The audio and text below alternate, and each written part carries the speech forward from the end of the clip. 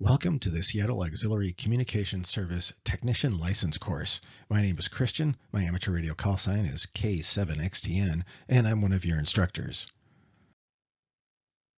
This is Module 1, which will cover an initial introduction to amateur radio, the Federal Communications Commission, or FCC, and amateur radio licensing. I'll also briefly go over the structure of the class, the process for getting your amateur or ham radio license, our philosophy about instruction, and a little bit about amateur radio activities. A brief note about who we are.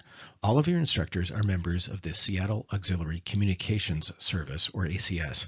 Seattle ACS is a volunteer organization of licensed amateur radio operators who provide communications support to the city of Seattle during emergencies or times of need.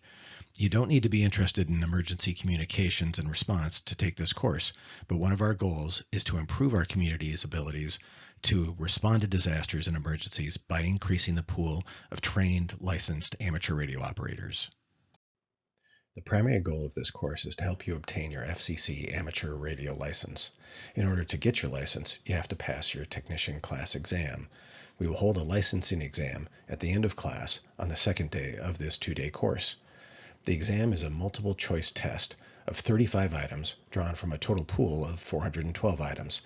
To pass, you need to correctly answer 26 of 35 items, or 74%. Our focus in this class is preparing you to pass that exam. In some instances, we will do that by educating you about the scientific, engineering, and/or regulatory reasons and context for why the correct answer is correct, or why incorrect answers are incorrect. But in many cases, the exam questions represent knowledge that's hard to develop until you actually get into the amateur radio hobby and gain some experience. For example, look at the question to the right. This is a real exam question that you could get on your technician license exam. It's in the section on practical circuits. The question reads, how can fundamental overload of a non-amateur radio or TV receiver by an amateur signal be reduced or eliminated? They're talking about what you can do if you think your ham radio is causing interference when it transmits, interference to a nearby TV or commercial radio like in the next room. The correct answer is that you can block the amateur signal with a filter at the antenna input of the affected receiver. Now, believe it or not, at some point, if you become active in the amateur radio hobby, there's a good chance that you'll develop enough understanding about interference caused by amateur radio transmitters that you'll be able to reason your way to the correct answer. But in the short term, that question probably makes no sense to you. We're going to give you some memory aids and test strategies to help you pass the exam. For example, if you really have no idea what the correct answer is, oftentimes the longest answer is the correct one. This is because the correct answer often includes details that are necessary to establish the conditions that make it correct. Like in this case, the filter can't be installed anywhere. It has to be installed on the antenna input. And it can't be the antenna input of the transmitter, it has to be on the receiver, and specifically the receiver that's affected by the interference. Test writers tend to spend less time on working on the incorrect answers and often write them shorter. This is a general test strategy for multiple choice tests, but in most cases we'll give you more topic-specific strategies and memory aids. It's not that we don't want you to learn this material deeply, it's that we think that the best way for you to learn is to receive enough training to allow you to pass the exam, get your license, and participate in the hobby, and then get involved in a club or organization and find part of the hobby that drives your interests and that you can dive into. That's when you'll engage in deep learning. After Module 1, which is this introduction you're listening to now, you'll have 8 other modules that cover the topics in the technician license exam. First is Radio and Signal Fundamentals, about how electromagnetic radio frequency works. Then Electricity, Components, and Circuits, which is about the building blocks of radio equipment and explains how it is that we're able to turn electromagnetic waves into a form of communication. Propagation, Antennas, and Feed Lines covers how we can get those electrical components and circuits to interact with the electromagnetic spectrum.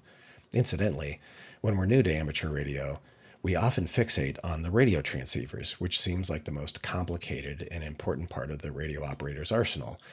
And it's actually the antenna system and how it interacts with its environment that often dictates how well we're able to communicate over radio frequencies. We'll conclude the first day on amateur radio equipment and discuss the types of radios and other communications tools that we use in the hobby. On day 2, we'll start with communicating with other hams and talk about radio etiquette and good operating practices. This is essential because the FCC largely has us police ourselves. We'll then go over licensing regulations, which explains what privileges our licenses confer, what bands we can operate on, and some international laws related to ham radio operation. Then we'll talk about operating regulations, which covers your responsibilities as an operator to meet FCC regulations. For example, how often you need to identify your station while you're transmitting, and what transmissions are legal and which are prohibited. And finally, we'll cover safety. Amateur radio is overall a very safe hobby. However, we do work with equipment and are granted privileges to use transmitters that have the potential to harm us and others around us. So we'll cover some safety fundamentals related to working with electricity, mechanical safety related to towers and antenna installations, and working with radio frequency transmissions, which after all is a form of non-ionizing radiation. Finally, at the end of day 2, we will hold an exam in class. So to begin with, let's talk about what exactly amateur radio is. In regulatory terms, amateur or ham radio is a personal radio service authorized, regulated, and enforced by the United States Federal Communications Commission, or FCC. Other countries also have amateur radio services that are authorized, regulated, and enforced by their equivalent agencies. According to the FCC, the amateur radio service has 4 overarching purposes. First, to advance skills in the technical and communication phases of the radio art. Second, to promote the development of an emergency communication capability to assist communities when needed.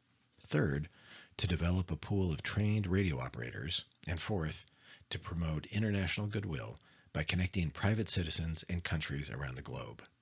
To participate in the amateur radio hobby in the U.S., you need an operator/primary station license from the FCC. Now, a brief aside. You'll note that several expressions in this slide are in blue font. The blue font is to call them to your attention. We're trying to take advantage of something called the familiarity effect. Those specific phrases are part of the correct answers to questions in the portion of the exam covering licensing regulations. One question in the exam pool is, which agency regulates and enforces the rules for the amateur radio service in the United States? The answer is the FCC. Another item is, which of the following is part of the basis and purpose of the amateur radio service? The answer is advancing skills in the technical and communication phases of the radio art. That phrase, radio art, only appears in the correct answer. A brief note about the familiarity effect and why we're going to focus on the correct answer most of the time, and generally will not go through the incorrect answers. The familiarity effect is simply the observation that if you have heard a word, name, or expression before, there's a decent chance that it will sound or appear familiar to you if you hear it again in the future. When studying for multiple choice tests, one of the dangers is studying both the correct and incorrect answers if you do not have the time and interest in studying the subject deeply enough to internalize the underlying logic and reasoning that makes one answer correct and another incorrect, because most likely you'll just remember that you've seen or heard the expression before without remembering if it was correct or incorrect. So for purposes of this class, we generally, though not exclusively, focus on the correct answers to take advantage of the familiarity effect, and we avoid spending time on the incorrect answers, unless there's a simple explanation that is useful and that you can retain. Again, we do want you to ultimately develop deep knowledge about the radio art and understand what makes the correct answers correct and the incorrect answers incorrect. We just expect that you'll learn much, much more by obtaining your license and becoming active in the hobby. So that was the regulatory basis and purpose of amateur radio from the FCC. But it still begs the question, what is amateur radio in practice? Amateur radio is actually multiple things. On one level, it is a set of frequency allocations in the radio spectrum. As you'll learn, the electromagnetic spectrum is vast, and it's used for all kinds of purposes, from your cell phone and home Wi-Fi to GPS to broadcast radio and television stations. It's an incredibly valuable public resource, and some of it's been set aside just for amateur radio operators to use and experiment with. Ham radio is also a community of users who are licensed to transmit and receive communications in that radio spectrum. Ham radio is an evolving set of technologies, the technologies that are used to encode and decode information in radio frequencies to communicate. This includes everything from little handheld radios, walkie-talkies, to very large radio installations with big antennas and everything in between. And finally, amateur radio is a set of formal and informal conventions on how we use those technologies in that radio spectrum which is allocated to us. It's those conventions, etiquette essentially, that allows us to operate with our fellow hams in the U.S. and around the world courteously and effectively. And so what do you do with an amateur radio license? Amateur radio operators participate in a huge range of activities. One of our foundational activities is holding something called a net, which is simply a gathering of radio operators on a given frequency in order to exchange information. Sometimes a net is very simple. We just meet, exchange names, call signs, and report on the quality of each other's signals. Some nets are social. Operators gather and share stories or news. And sometimes we hold formal nets and for official purposes, as when we hold nets in support of emergency response activities. In that case, a net control operator may take reports from operators who are deployed in the field, for example, to aid stations. We'll give you an opportunity to participate in a social net during our course at Meadowbrook. Amateur radio operators also engage in friendly contests, trying to make as many contacts as possible over the radio, typically under some set of conditions. For example, and just one example, there's a popular type of contesting here in the Pacific Northwest called Summits on the Air, or SOTA. It entails radio operators taking their radios to designated mountain peaks to try to make contacts, which is called activating the peak. They get different numbers of points for activating different peaks, typically based on how difficult the peaks are to access. Hams have long communicated with each other around the world, and a prized part of the hobby is attempting to contact radio operators in other countries. This is referred to as DX. It stands for distance. Operators often exchange a kind of postcard called QSL cards. You'll learn more about the meaning of QSL later. QSL cards memorialize our radio contacts with remote stations and are often exchanged when we make DX contacts, distance contacts. And our communication is not just limited to voice communications. We also use our radios to transmit digital signals. For example, we have a whole system of email that is exclusive to amateur radio. And finally, close to the hearts of your instructors in this course, ham radio operators are heavily involved in emergency communications and providing communication support in cases where public safety radios like police and firefighters radios or commercial communications like cell phones may not be sufficient. For example, many of us provide radio communications at aid stations or in support vehicles for foot, bicycle, or water-based races and relays. So what makes ham radio different? There are actually several unlicensed or fee-only licensed personal radio services in the U.S. that are a lot easier to access than amateur radio. There's the Family Radio Service, or FRS, which are the walkie-talkies that you typically find in sporting goods stores or outdoor retailers. These are low-power, handheld radios that transmit and receive on a predefined set of 22 channels. There's a related service called the General Mobile Radio Service, or GMRS, that operates on essentially the same set of channels as FRS, but requires a fee-only license and offers slightly higher power and some greater technical capabilities. And you're likely familiar with the Citizens Band, or CB radios. These are often mobile radios installed in vehicles and are the radios associated with long-haul truckers and popularized in movies like Smokey and the Bandit. More recently, there's a service called the Multiple User Radio Service, or MERS, that's popular among some hikers and campers. All of these are FCC-regulated personal radio services in the United States. They're all relatively low power. They usually operate under 5 watts, none exceed 50 watts, and they all use predefined channels in very, very narrow segments of the radio spectrum. And they all have tight limitations on the types of frequency modulation they use, and I know that doesn't really mean anything to you right now, but it will. And they're also limited in the equipment they can use. and it's usually illegal to transmit using modified equipment that's not commercially manufactured and approved by the FCC for that specific radio service. Now, amateur radio, on the other hand, is given a lot of freedom, and we're generally given a lot of discretion over the equipment, frequency modulation, and power that we use, and we're encouraged to experiment and innovate within our hobby. We're given dedicated portions of the radio spectrum across many bands.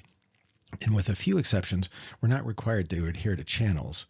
We're allowed to use very high power, up to 1500 watts, which for reference is in the realm of the power your microwave uses to heat food. It's a lot of power. We're also allowed to experiment by modifying or making our own equipment, including radios, antennas, and amplifiers. And amateur radio operators have often been in the forefront of developing new radio technologies. Consequently, ham radio is often able to reliably communicate even under some of the worst conceivable conditions when communicating with conventional technologies is impossible. In general, rather than being limited by the specific tools we can use, we're entrusted with adhering to a set of behaviors, like not transmitting out of the bands we're authorized to use and not interfering with other users. We're given some pretty extraordinary privileges in our amateur radio hobby. And with more privileges comes more responsibility. Because of the capabilities of amateur radio, both in terms of power and the variety of ways we are allowed to modulate and transmit radio communications, we have the potential to interfere with many other users of the radio spectrum.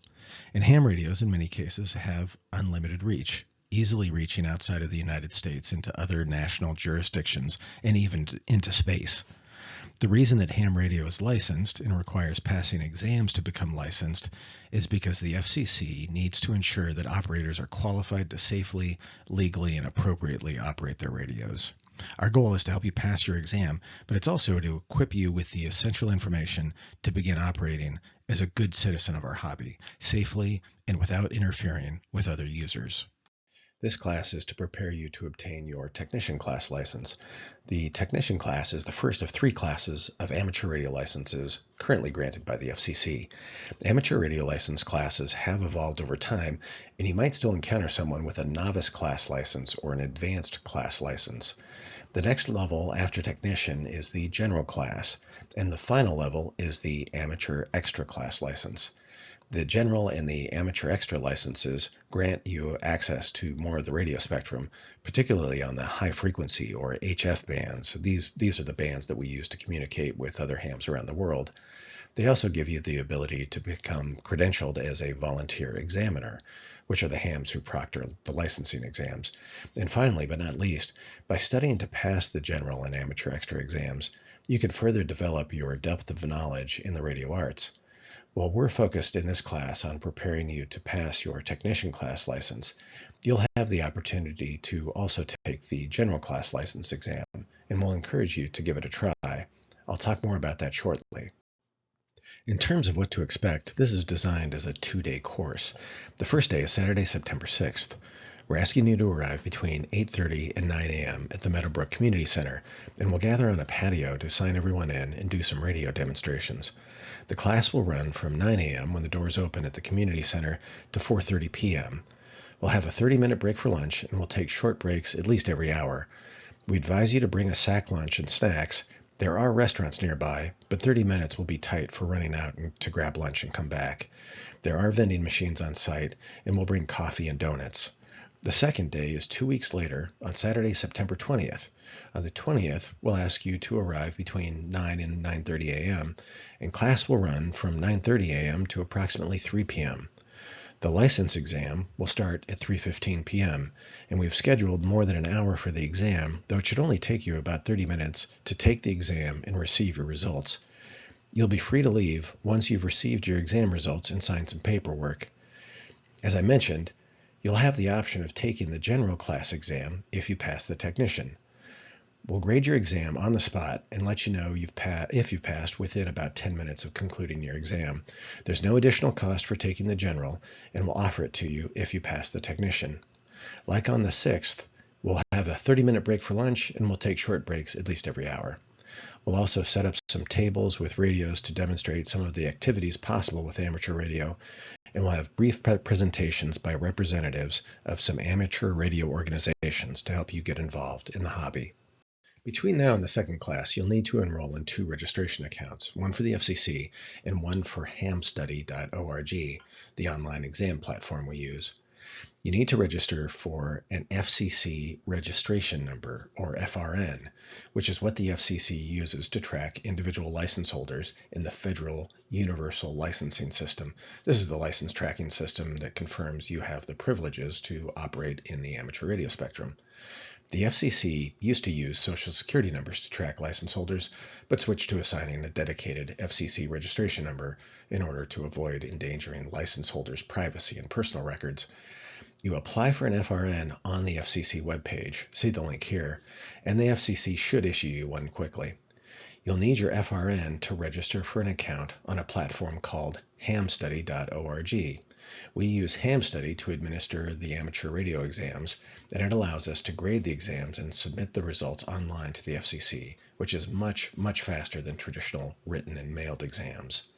The result is that you'll typically receive your license within a few days instead of a couple of weeks. Please make sure that you register in both places by Saturday, September 20th. Some participants have reported delays obtaining their FRN, so do it early. The FRN is free and you apply for it online. Between now and the class, you can start studying.